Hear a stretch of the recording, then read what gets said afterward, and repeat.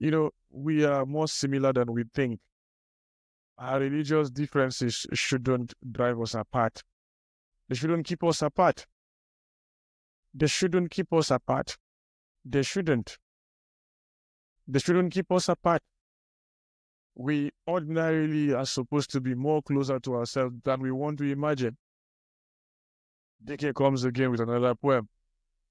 Planes falling from the air, bombs exploding here and there, guns, spitting knives, slitting ghostly towns with dead men walking, children crying in the night, tires burning pungent, bright, all the land adrifting chaos as the bad becomes the worse. Yet someone somewhere crying, God, that he come and do his word, send his lightning and his thunder, rip this evil cloud asunder. But the noxious, poisonous tree has it written, you and me, draw the tap from you and me while we fit this misery. Someone blames it on the devil. But I've never seen the devil with his pocket full of money meant for everybody hid beneath the sanctity of a faith, integrity. It was you who took a machete, smoked in book and went to market, cut the throats of little children for what crime they were not Muslim. And it was me who picked the gauntlet high on glue and burning hate, stopped a car and picked out Muslims, murdered them all to avenge Christians. It was you who put a bomb on, blew a hole in our nation. It was me who put a suit on, went to work and stole the nation. It was you who took my hand. It was us hand in hand, blowing, stealing, bombing, looting. There's no devil in this thing. Just a bunch of little people thinking they can devour other people, steal their peace and keep their own, take their lives and keep their own, keep their land and burn the country when that land is in that country. Thoughtless, mindless, careless people, nothing else, just we the people. So the devil, if he's there, has no need to work hard here. You and me can handle this. You and me can wreck all this. So to God, if you're there, there's no need to come down here. You and me can handle this. You and me can save all this. Nobody does that. God doesn't come down to do that crime. The devil doesn't come down to do the things we do to ourselves.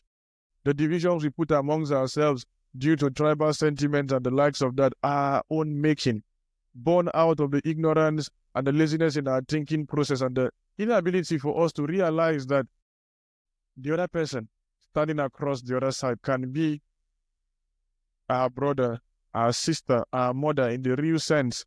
But at the moment they are not. Still, they ought to be treated like family because they ordinarily are deserving of all the love and support we ordinarily are supposed to get. If you listen to Dolly Parton, you get to hear her talk about when it's family.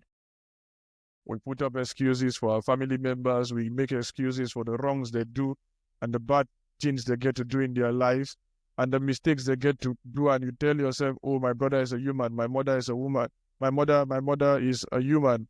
And all those excuses you get to put up with. But when it comes to really looking at your own life and saying, that man that made a mistake could be me. I am also deserving of forgiving. As such a person also is deserving of forgiving. Such a person is also deserving of a second chance. Such a person is also deserving of a chance to ordinarily live and make mistakes. Because if you aren't perfect, why will I be perfect? What gives you this right and this sense of thinking that I am perfect, and yet you are not perfect, and you are deserving of love and mercy and forgiveness, and I am not? A tribal sentiment continues, and we just deceive ourselves on many fronts. What about the religious sentiments and the religious divides? The wars are endless. The idea of ndi CMS, ndi this, ndi that, ndi Catholic, ndi Protestants, Hausas are ordinarily not to be trusted. Fulanis are having plans to get to Islamize the country. As such, they are enemies. As opposed to telling yourself that the fanatics and the extremists are the one at the helm of such a plot and such affair. The Catholics want to overtake everybody. The Christians ordinarily are not to be trusted. They came in with their Jesus. They took our gods away. They destroyed our culture. As if that is the truth about the matter, as if that is the case in the first place. We tell ourselves all of these stories. We tell ourselves these things and we put ourselves in boxes and we divide ourselves. And we continue this way.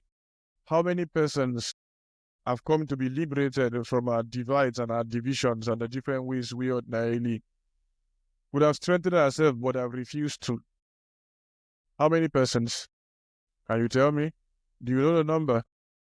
Do you know the number of persons that die every day because of the levels of tribalism we get to display in a place like Nigeria? The idea of bride price, the idea of getting married, the idea of befriending somebody, the idea of asking a girl out, the idea of being in love with a guy. How many of these have come from the place of truth and have been squashed aside and have been left to be relegated to the backside, so that a thing like our tribal sentiments and the different things we tell ourselves about ourselves can ordinarily come to have the forefront of our lives and the ways we ordinarily get to do things? For how long are we going to continue deceiving ourselves?